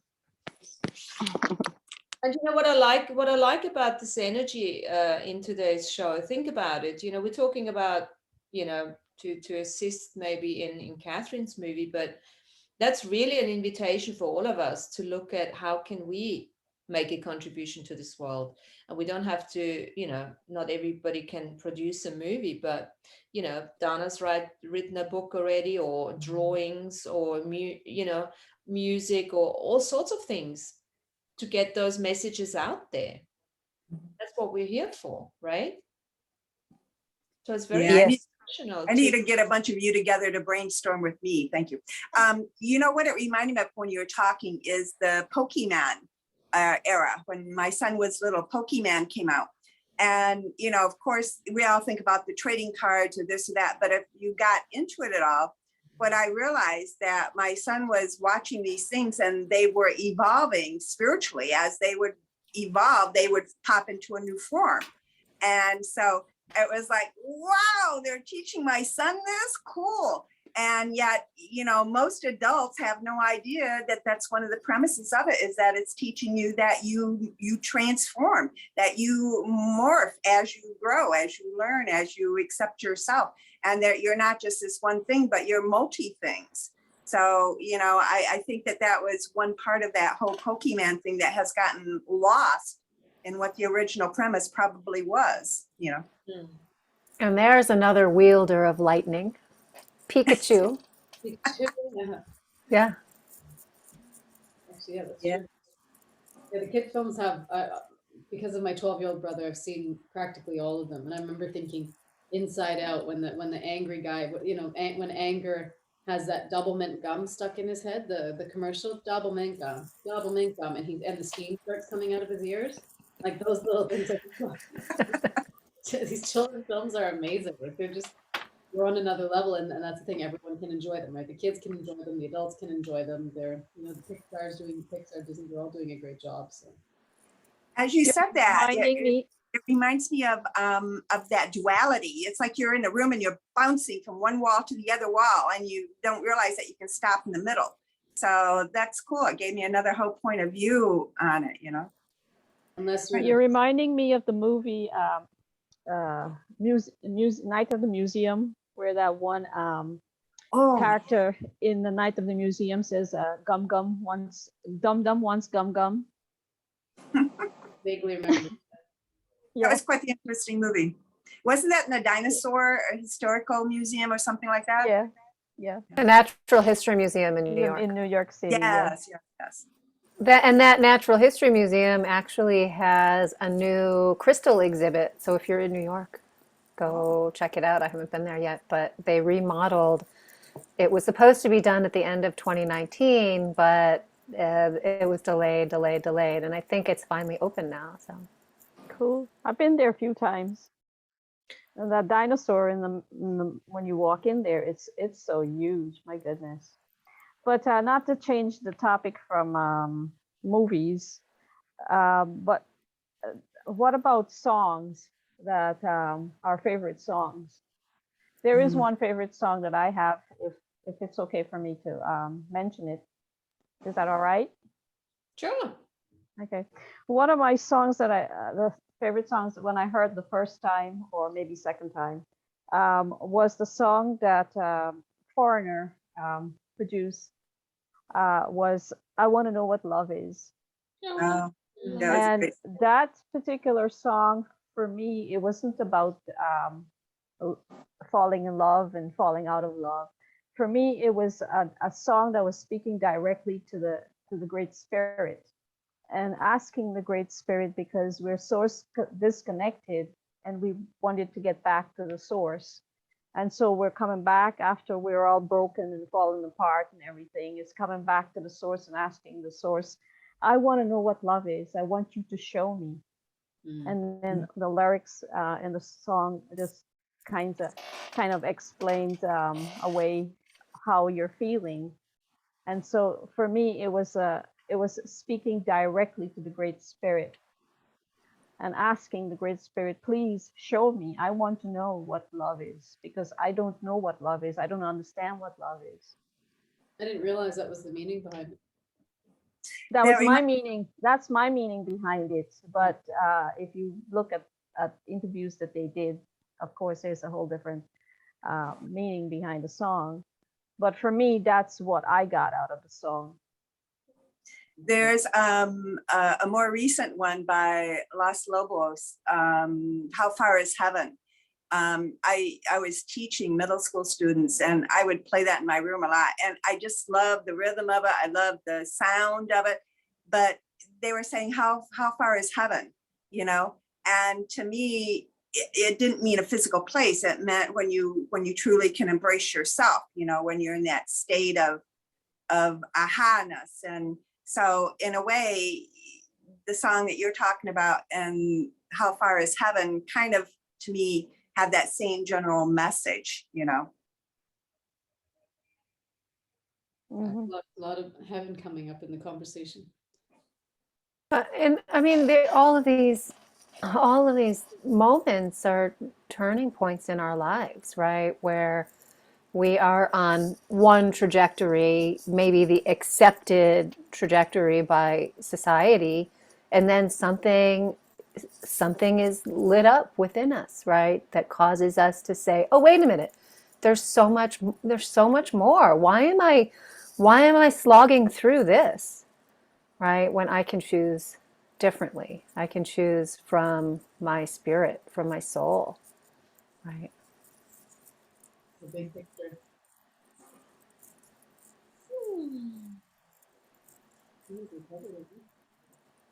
Well, we covered it, yeah. For today, I'd say. There's I'm going to also add to the list the books The Seed. It's about a friend of mine who died for 8 minutes and came back. And I don't know, I feel like the word The Seed has been mentioned a couple times, so I'll send that through as a. You can write the blurb for today. Yeah, all right. Because there's so many names I can't recall any of that. Neither can I. Yes, you can. You're an actress. You remember all this shit, right? So somewhere. You're supposed to remember all these lines. I'm not good with that. Oh, pay it forward. I wanted to. We can watch pay Straightforward. Yeah, Straightforward. Yeah. Okay, cool.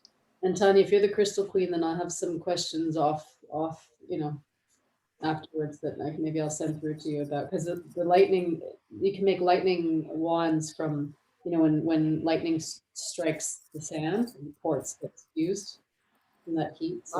Ask my. Are you with a question? One quick question. Okay, fulgurites and how they're created. Have you ever? I had one for a short time, and then this kid really liked it, so I gave it to the kid. But do you have any fulgurites in your possession? I don't have any. No. Has anyone had one? What is it called? I can't hear you. I might be totally ruining the name, but Fulgurite, fulgurite.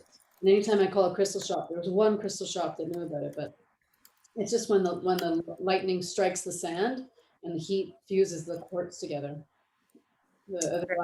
I do have some lightning quartz from the Sahara, but it's not a fulgurite. It's different. It's funny. I was just thinking of a crystal, a sand crystal that someone gave me from the Sahara. Okay. This is one of the sand crystals from the Sahara Desert.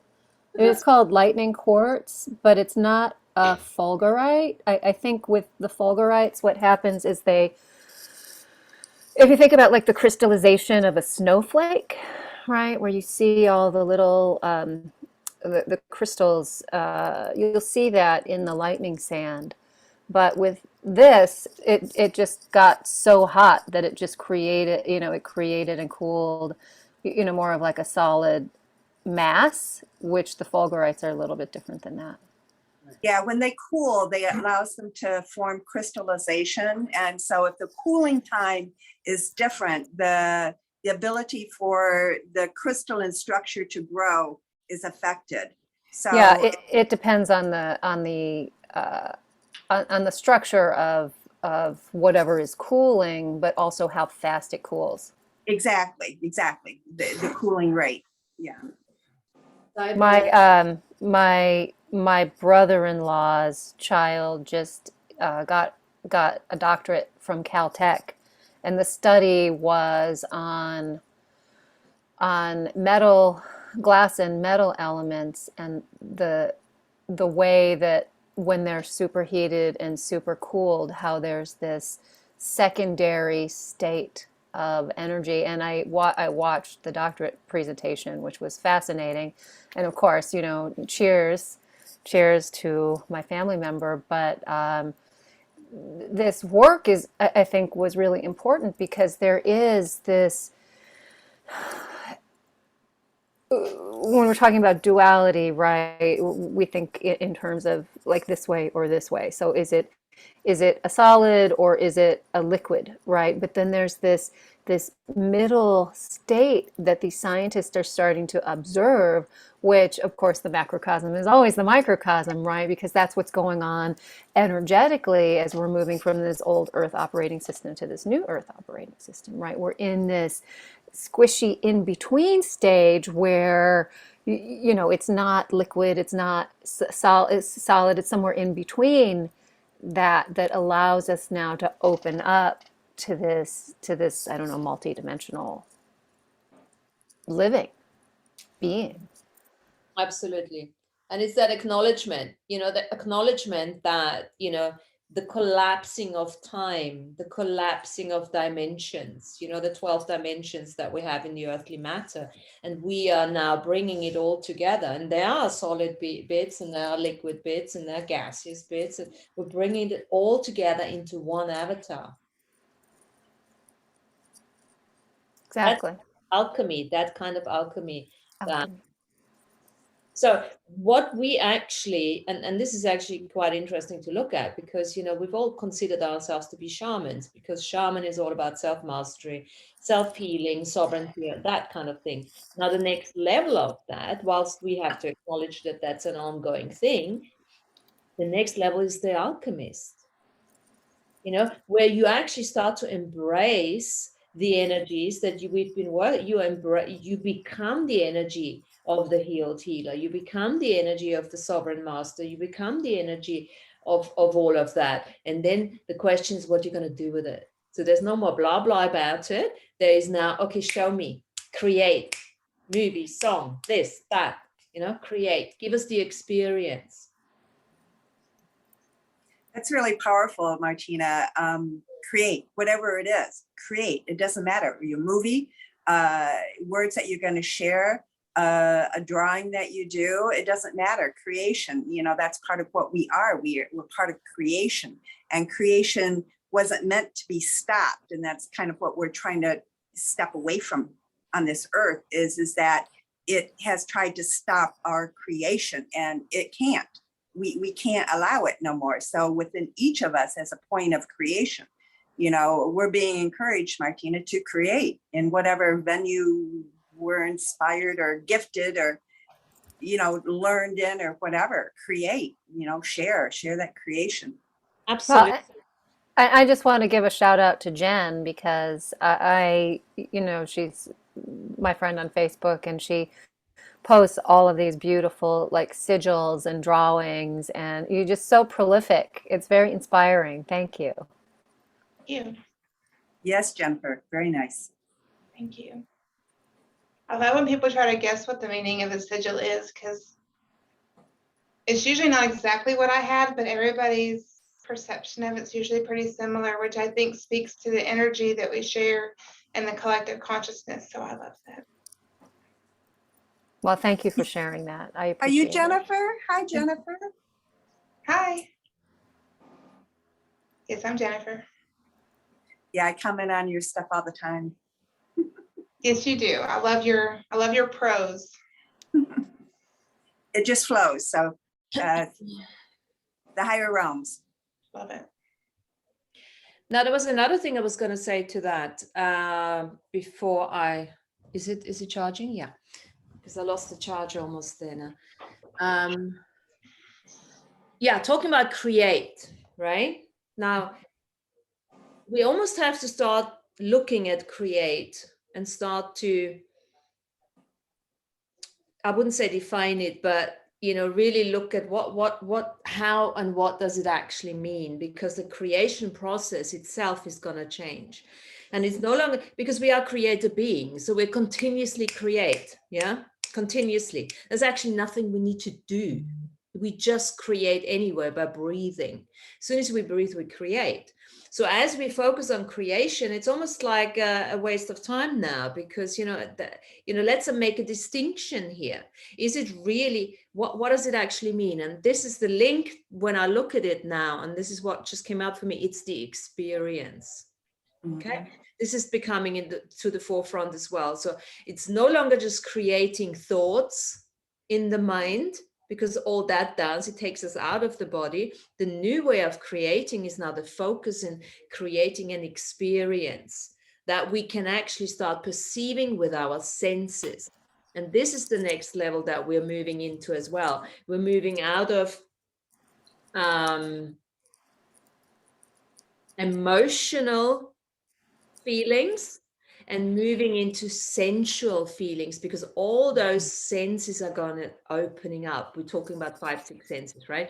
But we've got, I mean, just what Linda was saying, 355, I don't know, I don't care how many there are many more. And with the new broadband energy that has come in, we are now starting to awaken to those senses. And this is why this is starting to get so interesting.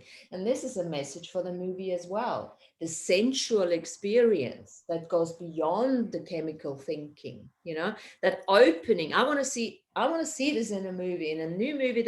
What do you guys want to see in a movie? I want to see that, where the sensual experience, the idea of the opening of all those different senses is being brought into the forefront, because that's what we need to start looking out for. Yeah. Not running from. Yes. Is that in the movie? When she's speaking with Ganesh. Okay, we speak to Ganesh, and then we'll make sure that goes into the movie. No, it's in the movie. When she speaks with him, it triggers the illumination of all her chakras, and she experiences all these things in Technicolor. Okay, Yeah. okay. Well, Ganesh got it all covered. Well, let's see. When you read it, you'll know if there's anything that needs to Right. be I added to it. haven't read it yet. She hasn't read it yet. No, I haven't read it. The remover of obstacles illuminates all. And gives you candy at the same time. He's my kind of god, I thought I have to give him candy. You told me I need to put candy, because she bought me a little Ganesh, and said I need to put flowers around the Ganesh and give him candies. Well, because She's supposed to give me candies. I I like that. But Much better. just like Dad said, he leads you to the candies and then you buy them. But when you offer him a cough drop, he's like, "What am I supposed to do with this?" Picky little shit. Anyway, guys, well, that's been fabulous. Any more questions before we're gonna close off for today? Any questions, any inspirations, any ideas? Do we want to carry on with that kind of thing? Let's do it, Martina. It's time to play beat. No glitter gang anymore. Very big. Yay. Magic. Step into the magic. Quick question to Donna. How are you doing on the book? Is it out? No, yeah, so I'm kind of stalling, and because I really am feeling about having an agent. That's just kind of what the path that keeps being pressed on me, and I have to listen and obey and follow that. The problem is you can write a book, but then, especially because it is a memoir and nonfiction, those come under different guidelines for presenting it to the different various houses. And it's almost overwhelming. It's almost as if writing the book itself again, because the amount of information that they want. So there's that, all these rules, but at the same time, I know, because my nephew's a writer and stuff like that, and has an agent and stuff like that. And then, we both laugh and go, but it really is all a game. But I'm stuck in the heaviness of it, because I'm like almost feeling imposter syndrome or something. And it's like, how do I, I'm just really trying to I've kind of retracted, trying to get information to how am I best to present this? And then I feel like once I get that done, it'll happen. It's just that I'm in a place of neutrality or something like that. And I have to obey those times. of, waiting, collecting, because I know even though I'm frustrated, blah, blah, blah. So it's happening, and I should be actually working on it right now, which is so funny. And especially after this whole new moon and eclipse and stuff like that, like bringing this forward and birthing it. Like yesterday, I started looking at the book again and stuff like that. So the book is good. It's the next step of getting, finding an agent, finding a publishing house, and getting to that point. And I'm the biggest obstacle. That's what I feel like. I'm my own greatest obstacle right now. Yes, and maybe I can invite you to ask yourself the question, what else is possible? Instead of seeing yourself as the biggest obstacle, maybe there is a knowingness that you haven't explored yet. Right. And that could be even our conversation today. I mean, I don't know what the catalyst or what'll change or something like that. I just have to follow the guidance that I get and whatever, and actually open up my computer and do the work. You know what I mean? Yes. And Yes. And that's look, the hardest part. There are other ways of publishing a book. Yeah. Right. So, I mean, Right. what you're saying is exactly why I'm not going with a publisher or an Right. agent, because I could not put myself under that scrutiny, because it doesn't work for me. So that's why I publish via Amazon. Right. Don't have to try Hay House, because Hay House is very open for this. They are full. And thank you for saying that, because Hay House just came to me yesterday. It's kind of synchronicity. So you're actually giving me the positive feedback, because yesterday I was like, Hay House kept coming to me. And I'm like, okay, Hay House, I got to look at Hay House. And thank you for saying that, because, thank you for saying that, because that's the information that I got. So today, literally, I was going to look at Hay House and see what their guidelines were, because their guidelines might be way simpler than some of the other guidelines. Yeah. So thank you for that. Yes, as soon as you mentioned that you need looking for the house, it's jumping my head right away. It was like, Hay House. Yep. Louise Hay. Yep. Good luck with it, Dinah. Don't give up, and stay in the question, and I'm sure something will come up for you. Yeah, the right path will happen. I just, I'm good at manifesting things. I just have to, and like I said, I get frustrated when there's times of like nothing going on, that neutrality, but literally I obey that, because where there's the duality and the neutrality, that's where source creator is doing his work, or his work, I shouldn't say that about it, doing the work. And it's like, so I just have to show up when I'm supposed to show up and do the things. And I get frustrated because I'm an A-type personality of push, do, needing to, work or whatever. And source creator is sometimes like, nope, relax. We're doing it. We got it. You just show up. You don't have to worry about it. So yeah, that's my hardest part. Thanks, Tanya, for that. Okay, cool stuff. Well, we've done 2 hours, so I think we're good. Thanks very much for your contribution. Thanks for everybody here and inspire this lovely conversation. Thank you, everyone. And we'll see you guys next wishing week. all the best. Bye, everybody. Bye-bye. Bye. Thanks, everyone. Bye. Bye. Thanks for coming on, everyone. Thank you. Have a great day.